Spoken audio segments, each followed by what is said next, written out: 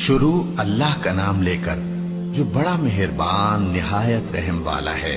یہ لوگ کس چیز کی نسبت ایک دوسرے سے پوچھتے ہیں؟ کیا اس بڑی خبر کی نسبت جس میں یہ اختلاف کر رہے ہیں؟ دیکھو یہ عنقریب جان لیں گے، پھر دیکھو یہ عنقریب جان لیں گے۔ کیا ہم نے زمین کو بچھونا نہیں بنایا اور پہاڑوں کو اس کی میخیں نہیں ٹھہرایا؟ اور ہم نے تم کو جوڑا جوڑا پیدا کیا اور نیند کو تمہارے لیے موجب آرام بنایا اور رات کو پردہ مقرر کیا اور دن کو معاش کا وقت قرار دیا، اور تمہارے اوپر 7 مضبوط آسمان بنائے اور آفتاب کا روشن چراغ بنایا، اور نچڑتے بادلوں سے موسلا دھار میں برسایا تاکہ ہم اس سے اناج اور نباتات پیدا کریں اور گھنے گھنے باغ۔ بے شک فیصلے کا دن مقرر ہے، جس دن سور پھونکا جائے گا تو تم لوگ فوج در فوج موجود ہوگے، اور آسمان کھولا جائے گا تو اس میں دروازے ہو جائیں گے، اور پہاڑ چلائے جائیں گے تو وہ ریت ہو کر رہ جائیں گے۔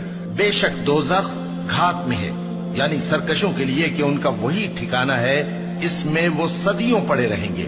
وہاں نہ ٹھنڈک کا مزہ چکھیں گے، نہ کچھ پینا نصیب ہوگا مگر کھولتا پانی اور بدبودار پیپ۔ یہ بدلہ ہے ان کے اعمال کے موافق۔ یہ لوگ حساب آخرت کی امید ہی نہیں رکھتے تھے اور ہماری آیتوں کو مسلسل جھٹلاتے رہتے تھے، اور ہم نے ہر چیز کو لکھ کر محفوظ کر رکھا ہے۔ سو اب مزہ چکھو، ہم تم پر عذاب ہی بڑھاتے جائیں گے۔ بے شک پرہیزگاروں کے لیے کامیابی کا گھر ہے، یعنی باغ اور انگور اور ہم عمر بھرپور جوان عورتیں اور شراب کے چھلکتے ہوئے جام۔ وہاں وہ نہ بیہودہ بات سنیں گے نہ جھٹلانے کی باتیں۔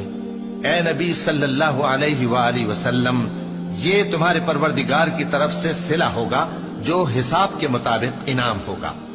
وہ پروردگار کہ جو کچھ آسمانوں اور زمین میں اور جو ان دونوں کے درمیان ہے سب کا مالک ہے، بڑا مہربان ہے، کسی کو اس سے بات کرنے کا یارہ نہ ہوگا۔ جس دن جبریل امین اور دوسرے فرشتے صف باندھ کر کھڑے ہوں گے تو کوئی بول نہ سکے گا مگر جس کو رحمان اجازت بخشے، اور وہ بات بھی درست ہی کہے۔